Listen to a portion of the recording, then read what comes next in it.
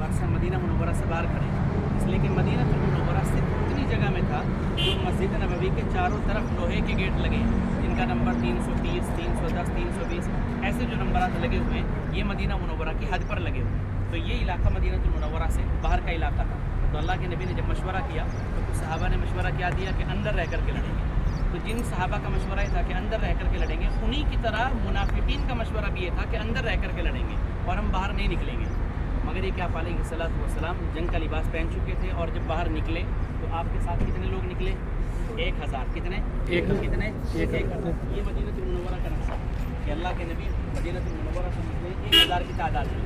جب آپ کچھ دور نکل گئے تو 300 منافقین واپس لوٹ گئے، رجوع المنافقین 300 منافقین یہ کہہ کر کے واپس چلے گئے کہ آپ نے ہماری بات نہیں مانی، ہم آپ کے ساتھ مریں گے نہیں۔ سمجھ گئے بات؟ یہ لکھا ہے اوپر بنایا نا، یہ رجوع المنافقین کہ منافقین واپس چلے گئے۔ 1000 میں سے 300 مائنس کرو تو 500 بچتے ہیں، 7 یہاں لکھا ہے 700 مقاتل باقی رہے۔ ٹھیک، کتنے بچ گئے؟ 700۔ اب 700 نکل کر کے پہنچے ہیں یہاں اس جگہ پر۔ آپ نے کو پیچھے کون سا پہاڑ دیکھا؟ بیک سائڈ پر کون سا پہاڑ تھا؟ جبل احد۔ وہ نقشہ جبل احد کا جو اوپر دکھا، اور چھوٹی پہاڑی کا نام کیا تھا؟ جبل رومات۔ جبل رومات، یہ ہے جبل احد، دکھ رہا ہے جبل رومات۔ تو اس نقشے کو آپ ایسے پلٹ کر رکھیں گے، یہ کیسے رہیں گے؟ تو یہ جبل رومات آپ علیہ الصلوۃ والسلام کے لیفٹ سائڈ پر اور جبل احد بیک سائڈ پر، یہ کفار سامنے سے آئے تھے۔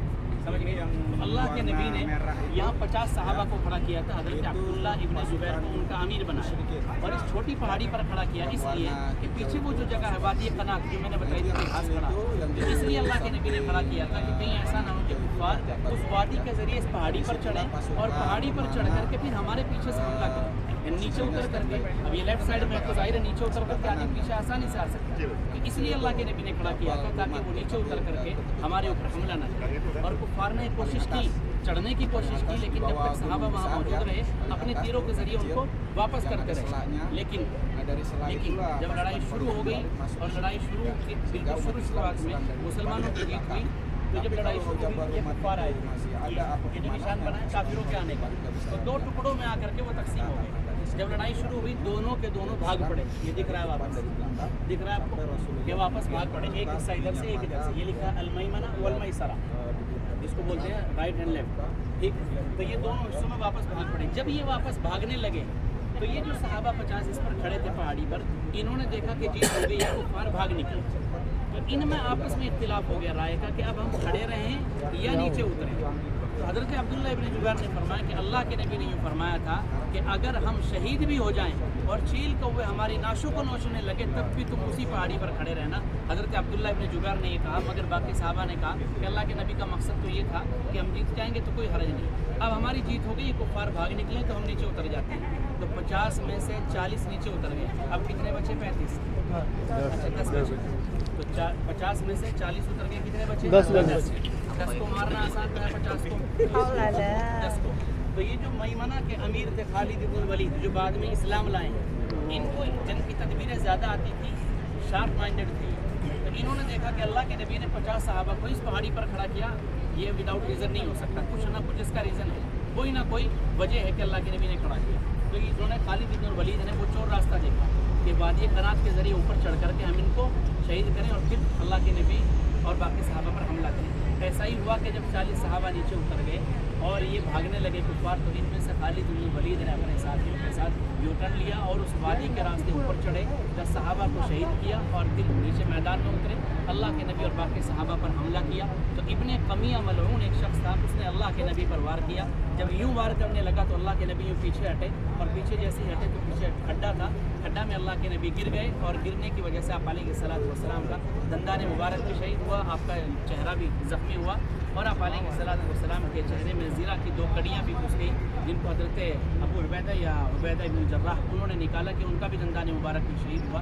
بہرحال اس غزوے میں پھر جب وہ نیچے اترے پھر گھمسان کی لڑائی ہوئی، اب کسی کو یہ نہیں پتہ رہا کون کس کے اوپر حملہ کر رہا ہے، تو خود صحابہ کی تلواروں سے دوسرے صحابہ پر بھی وار ہوا، جس میں حضرت حذیفہ کے والد حضرت یمان اسی غزوے میں شہید ہوئے، لیکن مسلمانوں ہی کے ہاتھوں۔ حضرت حذیفہ کہتے رہے کہ میرے والد ہیں، مگر دھول اور شور کی وجہ سے پتہ نہ چل سکا۔ بعد میں حضرت حذیفہ کو آپ علیہ الصلوۃ والسلام نے دیت لینی چاہیے، تو حضرت حذیفہ نے منع کر دیا کہ اللہم ارحمہم अल्लाहुम्मा अग़फ़िर लिवालिदी, बस ये दुआ फरमाई कि अल्लाह इन पर भी रहम फरमा और मेरे वालिद पर भी रहम फरमा। ये हज़रत हुज़ैफ़ा ने दुआ फरमाई। बहरहाल इस ग़ज़वे में जब इस तरह की घमसान की लड़ाई हुई तो मुसलमान शहीद हुए 70 की तादाद में। कितने? 70 की तादाद में, जिनमें आप अलैहिस्सलाम के चचा हज़रत हमज़ा इब्न अब्दुल मुत्तलिब रज़ियल्लाहु ताला अन्हु भी हैं, और आप अलैहिस्सलाम के दीगर सहाबा, जिनमें से एक सहाबी जिनकी शक्ल हज़रत मुसाब इब्न उमैर से मिलती है। हज़रत मुसाब इब्न उमैर की शक्ल अल्लाह के नबी से मिलती है। हज़रत मुसाब इब्न उमैर की शक्ल अल्लाह के नबी से मिलती है। इब्न कमिया ने पहले वार किया अल्लाह के नबी का, लेकिन हज़रत मुसाब इब्न उमैर करीब थे तो उसने शहीद किया हज़रत मुसाब इब्न उमैर को। और जब हज़रत मुसाब इब्न उमैर शहीद हुए तो उसने ये कहा, इब्न कमिया मलऊन ने, कतल तो मोहम्मद कि मैंने अल्लाह के नबी को शहीद कर दिया।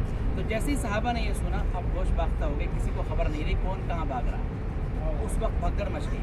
बहरहाल इस तरह 70 सहाबा शहीद हुए, जिनमें हज़रत हमज़ा भी शहीद हुए। हज़रत हमज़ा को वहशी इब्न हर्ब ने शहीद किया था। वो मक्कतुल मुकर्रमा से खंजर लेकर के आया था, उस पर जहर लगा करके कि जब हज़रत हमज़ा एक काफिर को कत्ल करके वापस जा रहे थे तो उसने पीठ में खंजर घोंपा, इस जगह पर जाननाफ होती है बैक साइड से, तो हज़रत हमज़ा के कदम लड़ खड़ा है और हज़रत हमज़ा शहीद हो गए। जब ग़ज़वा हुआ तो उसके बाद हिंद आई और उसने आकर के हज़रत हमज़ा का मुसला किया, नाक काटा, कान काटे और सीना चाक करके कलेजा निकाला, उसको चबाने की कोशिश की लेकिन उसको निगल नहीं सकी।